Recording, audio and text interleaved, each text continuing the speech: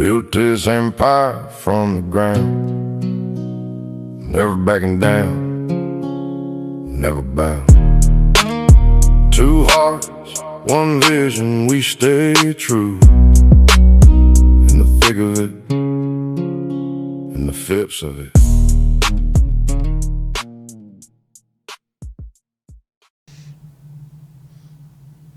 Back again. We are back. So today's subject, parenting. It's a big one. Yeah, we thought we would brag about our kids. Yeah. No. Yeah, that's right. We should probably have them in. Well, maybe down the road we'll get their opinion and see how much of our fact checking we can do about our conversation today. Yeah. I'm sure they have their own opinions. We do get a lot of compliments on our kids, though. We're very proud of them, of course, but I think we also do look at things a little differently than maybe some parents do. So, yeah, let's talk about it. Yeah, I think the first thing to start with, I think, is intention. From even before Aiden was born, we had sort of an intention around parenting and the things that we wanted to accomplish as parents, things we wanted to communicate, the standards that we want to set for ourselves, and then how those affected our kids. So I think that's the first thing is the intention behind what you're doing. And then from there, it's just an evolving What do you step. mean on that? What is your intention, or what intention do you mean to reference when you say that? So I think an interesting thing about parenting and sort of the general conversations around it is rule sets. Like why we do this, or, limiting this. What do we or do none about of this? Yeah. Yeah. No screen time, or a set screen time, or whatever it might be. Yeah. Eat your vegetables, whatever it might be. Setting rules and a framework for their parenting, and they feel like it needs to be this rule set. And they've either learned it online or have learned it from their own parents or what have you. Yeah. And I think that's fine as long as you understand why you're making those decisions. I think that's the biggest thing that you brought up specifically earlier, is like that you remember when you were a kid about like specific rules. Is like why are they that way? Yes. But why do I have to do it that way? Yes. And the answer was often because. Yeah, I mean, and then that's in the traditional form of parenting. Exactly. Right? It's like because I said so, because that's the rules, because that's what we're doing. Yes. Which is very challenging as a kid, because it doesn't really make sense. No, and I think, I'm very fortunate with my mother raising me that way, with open dialogue and communication. And then the other lesson I learned, and it was in high school, shout out to Nicole Pistak, her two kids, and she was really good about communicating with them when I think they're like 3 and 5, but speaking to them like adults. Yeah. And I think that really stuck with me, because I think that's the first step, is that kids are just developing humans. They're not slow. Yeah. They don't miss things. Yes, their brain is still developing, and they're understanding and learning things, and they need to be guided through life. Yeah. But they're not stupid. They take it all in. They take it all in. Yeah. And they notice so much more everything. than they let on. And so that lesson really stuck with me. And so, when our kids were born, it was about having an intentional idea of what we were doing, I think. And that was really important to both of us. Yeah. And I didn't have like strict rules growing up either. Yeah. It was never about like, you must do this or must that. So I think we both had good examples that way. But I also don't think we, give ourselves enough credit for how many conversations we did have about this, like early on. And it's really showing in the kids that we have today. But I think it would be kind of interesting to talk about like our take on a few things, like swearing, screen time, what our daughter wears. Like, nobody cares about what our son wears, but what does our daughter wear? Yeah, safety. Safety, and just how we apply that intention, and also I think how our kids are seeing that in the world today, like how they're interpreting what we've been teaching them. They're seeing it now, which is really cool to see. Yes, it is really cool. It's one of those ones where often I'm pinging off you, or we're pinging off each other. Like, am I being too strict about manners, or am I being too strict about respect or certain things? Am I coming down too firm, not letting them be kids? Because you want to let them still be kids and have imagination and have freedom to play and to roam. And so that's something that we constantly ping, and I'm constantly questioning. Yeah. And before we get into some of these sort of niche topics, I think the other main thing is time. time spent. And that goes with intention, and it goes with the rules, and it goes with explaining things. It's not just do as I say, not as I do. Yeah. It's taking the time to explain it, but then also taking the time with your kids. If you don't want them to be on screens, then spend the time with them doing something, or Right. or spend the time out. And that's something that's folded into our life choices around business and entrepreneurship, because we really tried to always have one of us present whenever possible. Yeah. As they've gotten older, it's maybe been a little less. They have a little more independence and things that are guiding them, and your parents have been very available and very present, which is really important. But in the early years especially, it was always one of us there whenever humanly possible. Yeah, So the that one was a in, big one out thing. thing meant that we had to be on the same wavelength so that there was a consistent messaging.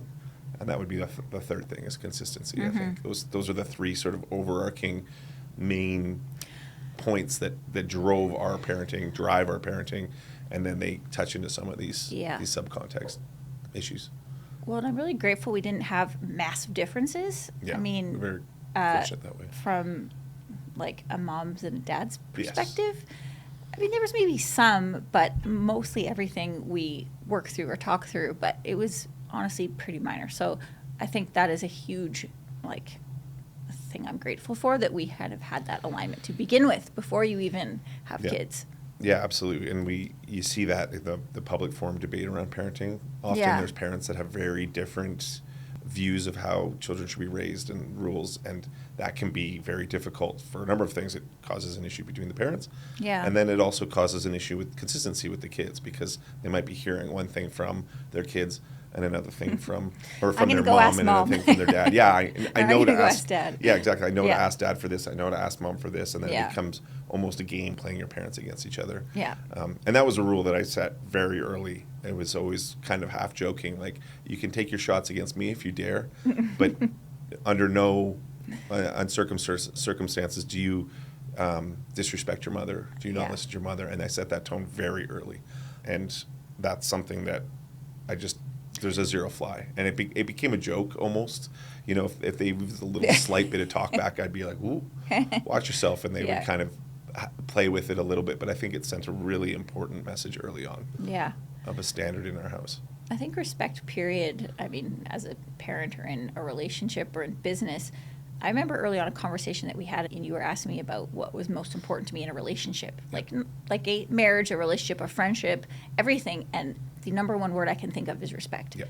And that has been a very important value that's Yeah. been weaved into our family. So a lot of things we're going to talk about probably will kind of Absolutely. tie back to that as a value of our family and who we are as people. And it's something that we have worked really hard on to make our kids very respectful, and they are now seeing the benefits of that out in the world. Yeah, respect is, like you said, this is going to come up in almost everything we talk about. Yeah. It was a core principle for both of us. It remains a core principle, and it's something that's difficult to gain and very easy to lose. Yeah. And that's the same in parenting. You can push and force respect to your children, but if you treat them with disrespect, it's very quickly they lose Same, it for you. yeah. And it is a two-way street. Respect is. And if you establish that with your kids, they learn to understand that it is a two-way street. It's not you just respect your elders, just respect your parents. Your parents, your elders, everybody needs to also earn that respect. I think that's an important message for children. It's not just a one-way street. Yeah. I've tried to take that into coaching too, to indeterminate amounts of success, but it is a two-way street. I think that's also a thing that Yeah. a lot of parents don't necessarily realize. And of course, this is our opinion. This is, Of course, people yeah. may have their own thoughts and might think Yeah. we're crazy, and that's fine. But it's a two-way street. Yeah. It has to be. And respect is something that was so core to both of us that was very easily instilled in our parenting strategies and Yeah. conversations. It's not always easy reminders either, but it's really important, I think, in how you'll interact with the world. Yeah. Okay, let's pick a few hot things that Yeah. people talk about. Rodney's strategy on swearing, I think, is worth talking about. Yeah. Because while we've had a lot of really good feedback on this is mostly Rodney's, I think, thinking, and I absolutely agree with it. And I would say, practice this in our household. Yes. But let's talk about swearing, because a lot of parents do not swear around their kids, or, they apologize if they swear on our kids, but they're swearing out in the world. So Yes. tell us how you think about this. And it's in music, it's in movies, it's in all these things. It's everywhere. And to suggest that a certain kid is ready by X age, or can take in certain adult content by X age, every kid develops differently. Yeah. Every kid has a different standard. So drawing up a hard line is crazy. It is. It's just there's no data to support it. So we'll park that aside for now. The other part is that I swear quite a bit. Whether it's time in the kitchen, whether it's time in the music business, whether it's just my personality, it is not a part of my language that was going to disappear immediately. Now, Just I've always because you had kids. Exactly. Yeah. Now, I try to tone it down. As they got older, it's resurfaced a little more. But I do try to tone it down. But very quickly, I just knew, like, telling them not to swear and pretending it wasn't a thing wasn't going to work. I've seen it. I've seen it with friends and, extended family and what have you, that it just doesn't necessarily work. So when Aiden was, I don't know, probably 8 or 9, right around that age, he asked, why don't we swear, or why can't we swear? And I said, it's not that you can't swear. It's just that every time you swear, or anybody swears, whoever the person might be, the people that they swear around pass a judgment on them. Yeah. Good, bad, indifferent, whatever it might be, it's a judgment. That's the thing about swearing and language, period. And I said, at your age, you're not old enough to determine whether or not that judgment is something that you're okay with. Yeah. So as you get older, you'll start to determine those things. You'll start to understand the social dynamics. To read those social you'll be able to read the space. And then this evolved into what we're talking about with respect and manners. But once you're old enough to determine whether or not you're okay with that judgment, you'll know then whether or not you want to swear. Yeah. Aiden's almost 15. He still, I'm sure a couple swear words pop out, but he still uses, very like curses and things like that he got from Gramps. And, he uses different language for frustration and he hears it all the time. He use like mild swears, but so the idea that just because you swear a lot does not mean that our kids swear a lot. Exactly. Yeah, exactly. It really and doesn't. It was don't. There was a test subject too. So okay. Of course, but it's a good concept. It's a good example of something that you explain to them in a different way as to why, and it's a reason that actually makes sense. Yes, and it was a reason that his brain could understand it at 7 Yeah, and same with Brindley. Like she was very satisfied with that explanation as well. Yeah, and. Yeah, it's unique. I haven't heard it before. So. Yeah, I think it was her 11th birthday. We told her that she's a little more, I think she'll be a little bit quicker to the language potentially. She's a little more fiery. So, but she's 12 now. I think it was her 11th birthday, and we said, okay, or maybe it was even her 10th. We said, for your birthday this year, you're allowed to say one swear word as loud as you want, as long as you want. No judgment, no anything. And she was all, oh, yeah, okay, great. Then her birthday came and went, and she didn't do forgot. it. She forgot. So, that's good. That shows it's not necessarily a taboo. It's not necessarily this forbidden fruit. Yeah. And you see kids that as soon as their parents back turn, that their language flies out. Now, well, you hear them coming out of the school or at the mall or wherever. You hear kids swearing as soon as they're... That was a crazy word there. I remember picking up the kids from school and a kid running out of the school because the buzzer went and just yelling at the top of his lungs the N-word. Oh my and I was God. like, what the Well, that's a whole nother... That's a whole nother but problem there. I think that represents clear communication breakdown inside the house. Now, perhaps our children behind our backs are sailors. But try at least it. I don't know. It's... At least they're sailors that they've decided that they're okay being sailors. Yeah. And they're okay with the judgment that comes with being sailors. Well, that's the thing. Yeah, you have to be okay with it. Yeah, exactly. And I think it's worked, and I think that checks back in with respect and manners because they understand that when you use that language to people, that can be deemed disrespectful or rude, or whatever the landing might be around certain people. So that's part of their calculation. So now they're calculating what they say, not just swears, but general language. Does it fit with the respect I want to carry, the respect I want to give, the manners I have? Yeah. Those sort of things. And they're interpreting that in others.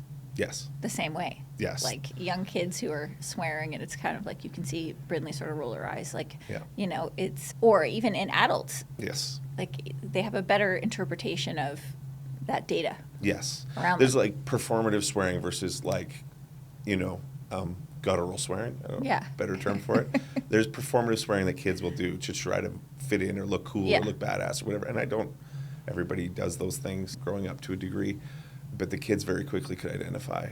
Was Yeah. that a swear because you really felt it, or was that a swear because you wanted kids to look at you Right. and notice you, Yes. And that was just not something Yeah. that they had a lot of time for. And it's something we checked into, like, which goes into the rule sets and stuff, and being a little bit more strict around manners, pleases, and thank yous, and those sort of things. Yeah, we'd be way more strict about that than swear words. Way more, because also that folds back into respect. But then we check in with them, like, have a conversation. Do you think I'm being unfair? Yeah, what do you think? Do you think we're setting too high of a standard? And then to your point, we're going out in public, and they're seeing other kids maybe not have the basic manners, maybe not have the basic respect for other people, and they're going, oh, thank goodness. Like they're actually being thankful for it now, more so. And that's sort of the next thing is the manners, right? Swearing is great, Yeah, but then manners. That's the next thing, yeah. Please, thank you, the basic niceties. Even how you behave in first. a restaurant, or how you like expect the rest of the world to interpret your children. Yeah. Like The world we would is not never your- let our kids run around a restaurant, or I don't care if they're 2 years old. You take them outside, or you go Yes. do something else. You don't, make the whole space about you and your family. Like you have to be respectful of the people around you. Yes, the world is not your babysitter. Because Yeah. you grow up to have that same... Yeah. When you're in public, it's a public place. Your space is no more valuable than anyone else Yeah. in that space.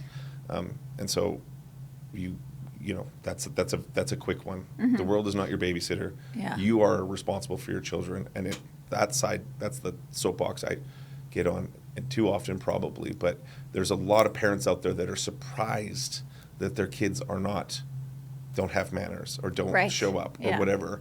That is 100% up to the parents. I'm sure that's one that people get frustrated that I might Yeah. have that hardest stance on, but that is what you control as a parent, and you can't wait till they're 14 to start And then doing wonder it. why they don't and then have wonder why manners, yeah. they don't have the manners, why they're out in public. Kids these days, the dumbest sentence ever, because we've been saying it for thousands of years. Yeah. But also the kids these days were raised by the people complaining about them, generally speaking. Yeah. So what does that tell you? Yeah, you have to take a look at what you're doing as a parent. Yeah.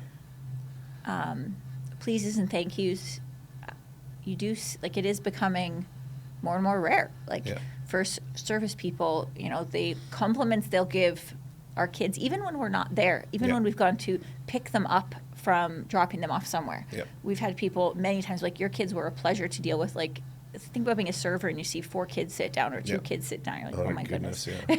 And they're like, oh, thank God, these kids are polite. They have manners. They're, being really respectful and looking them in the eye. Yeah, like look all who- those look at basic who you're things. talking Like, to, look at who yeah. you're talking to. Yeah. Treat this person who's trying to help you with respect. Yeah. And that's something that they are seeing and getting positive feedback from the world on. Yep. That is, and Aiden, our son, he has like endless patience for doing things like opening doors for people. Yep. And like he'll let 100 people through a door and say hello to every one of them. And that's just part of who he is. Yeah. But having that really example set young for them, I think, is paying off right now. Yeah, and it's a great way to show like you can set standards for manners and respect and still be a youthful child energy and still be a kid, quote unquote, and still be your own personality. That was a personality type that brought him into a space of good manners, holding the door, but then also his personality came in where he's talking to everybody that comes through. Yeah. He's interested in everybody. He's asking questions and then actually listening to the answer. When he asks, how are you? He actually is curious how you are, Yeah. which is a fantastic thing. Brindley, the same. They're not asking just because it's a nicety. They're actually wondering how you're doing. One of my favorite stories with Aiden, when he was a little bit younger, we were going to one of these markets. Oh, yeah, Craft market. And, it's mostly older ladies with their craft booths and stuff set up. And, Yeah. and he walks up and down each aisle and stops at every single booth. And he just looks at it and goes, wow, that must have taken so much work. And just shaking his head. How That's did you amazing. do that? How Yeah. did you do that? And then you go to the next one. Same thing. And not a hint of disingenuousness to it. Yeah. He was completely genuine, and he just he didn't buy a damn thing, but he left smiles They gave behind him things. Yeah, I think they were giving him stuff, and it Yeah. wasn't about whether they were making a sale. It was like they're like that this, borderline teenager was that impressed Yeah. and that interested. And what did that cost him? Yeah. It didn't cost him anything. Mm-hmm. It cost him 20 minutes of his day, and he wasn't like he wanted to be somewhere else. He was Yeah. completely happy to be there. So that's manners meeting personality meeting being a kid, which is, I think, part of it. And then, like you say, we constantly checking in, Yeah. constantly evolving the process, constantly getting feedback, and creating a two-way street. Those things, which rolls into sort of all these decisions or these hot topics, right? Yeah. I think the kind of strategy or comments or whatever around swearing also applies to, more so for Brittany, but period, like about clothes, Yeah. about what especially girls wear, about, what might be perceived a certain way. And, there's nothing Brindley has worn. I've told her, no, you can't wear that. Yeah. And she has a wide range of style, which I love about her. Yeah. But it is the same conversation of like what you are wearing might incite, a different feedback from Yeah. the world than you're ready for, or Yeah. that you want to, have to deal with. Yeah. And that's a really, important one too, because especially for girls, there's, this like, well, you can't wear a crop top, or you can't wear a bikini, or you can't do this. And it's, we can talk about why the world is that way, but it's more about, like, how can your daughter be ready for that? Yeah. It's important that she chooses when she's ready for that. Yeah, exactly. And it's the same thing. Are you okay with the attention that it comes with? Yeah. That's only up to you. Mm-hmm. Now, there's a separate discussion around the boys will be boys bullshit that I will be Yes. violently, for the rest of my life, opposed to. Mm-hmm. It is the person that sexualizes a prepubescent person that is the problem, not Absolutely. the other way around. Yeah. Boys will be boys is insane, and maybe we have a whole episode around that discussion, because that Yeah. affects not just our children but all of us, Yeah. business, everything. But whether we like it or not, there is a certain societal expectation or playing field, I don't know what you want to call it, Yeah. that you are going to get attention. And attention necessarily isn't bad, but it is a thing, and you have to be ready for it, and you Yeah. have to be okay with it. And whatever age you are, it doesn't matter if you're 12 or 28, those decisions go into the same sort of judgment that you're hitting the world. And that's a conversation that I'm not as qualified as you are. I can talk to them about swearing, and But it's the same really concept yes, that applies. yep, Because it's one thing to wear whatever you want at home. It's a whole other thing out in the world and how Yeah. the world is going to react to you. Yeah. And I think she's, finding her way with that. yeah. And once again, it's an evolving thing, right? Mhm. It's going to evolve as styles change and as her personality grows and Yeah. relationships change, and it's a constant back and forth check-in. Yeah.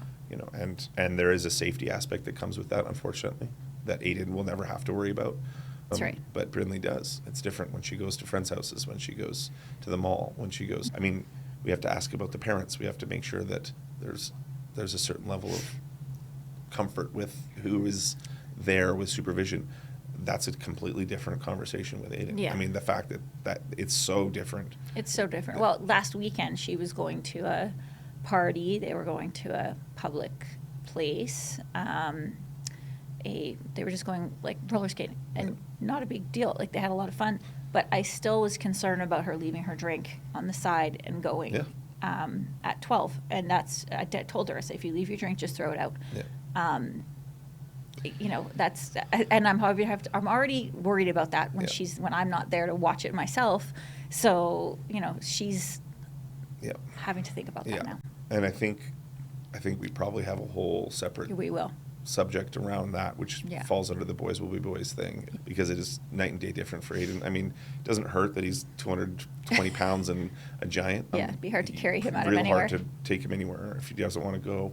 But it's just a boy difference. And Yeah. there's a whole thing, girl dad, that goes out there, and dads that are like waking up to this dynamic that's out there, that this playing field is so different. I think there's a lot of dads in our generation and the next younger that are going like, holy, I didn't realize how bad it was. Yeah. And I've been fortunate the way I was raised by my mother, and then our relationship, that I've never had any misconceptions about that.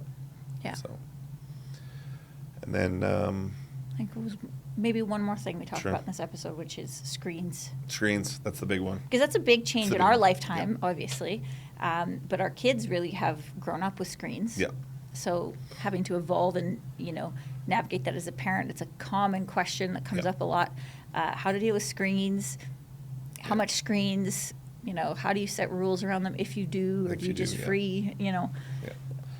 And the thing is it's like they're not going anywhere. No, that's the first step. You can Yeah. remove them completely, but then I think you can create unfortunately, potentially a taboo around it, Yeah. or a hunger for using them when you're allowed to, that becomes almost unhealthy attachment. They're here, and they're here to stay. Yeah. There's no putting that cat back in the bag. No. So how do we learn to deal with them?